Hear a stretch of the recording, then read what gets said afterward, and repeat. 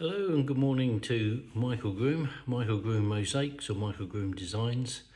A lot of you have been following me on Facebook and have been asking for me to do some videos of how and why I got into mosaics and the methods I use, the materials, etc. And I've decided that I would do some videos as requested, but I'm going to do some short ones starting with how and why I got into mosaics, then the materials that I use, the frames, how I actually make them, the process, all the way through to selecting the frames, building the boxes, packing them and selling them. So I'm going to try and give the whole package. So Michael Groom, I was a engineer by trade, so a qualified engineer, became a precision engineer, which could be a clue to why a lot of people think my work is quite precise. I then went into sales at the age of 28, selling of engineering parts, and I stayed in engineering or in the sales of engineering right until I retired. I retired back in 2015 and quite enjoyed my retirement doing nothing. And then one day on holiday in 2018 with my grandchildren, we were doing what I'm sure every single other person everywhere has done, which is some beach combing. We were picking up sea glass, shells, driftwood, bits of plastic, all sorts of things, as everyone does, and putting it into buckets.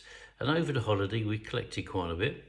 And this time, for whatever reason, I decided that I would say that I would make something with them.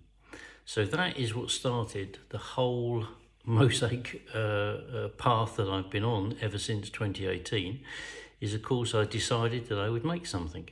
Now, when we came home, we took the material home with us, and of course it sat on the side for several months, not going anywhere. And I was about to throw it away yet again when my wife said, if you don't make something with this, then I will make something. And that was the final kick that I needed. So I decided at last that I would make them something. So I realised that I would, before we even started, I was going to make them a picture, which meant I wanted a picture frame. So we have lots of hobby craft type shops in England. So I went there, had a look around for some frames, realised I would need a box frame because I needed some depth to allow for the material.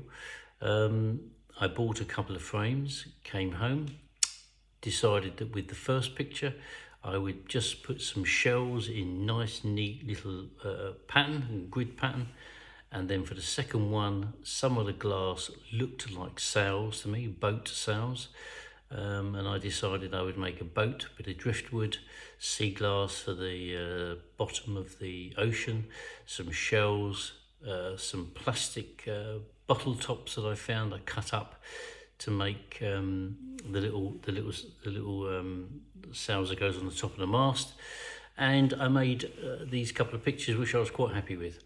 So with that I gave them to the grandchildren, and of course they loved them. Then they said, could we have some more?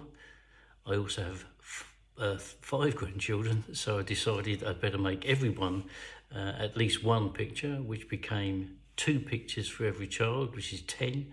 I have my own children, I have my daughter-in-law, suddenly friends, families, neighbours, everyone was asking for these pictures. So very quickly I'd made 20, 30, probably 40 pictures before I decided actually I really like this, and I now need to learn a bit more about how to actually make pictures and also start to use other materials.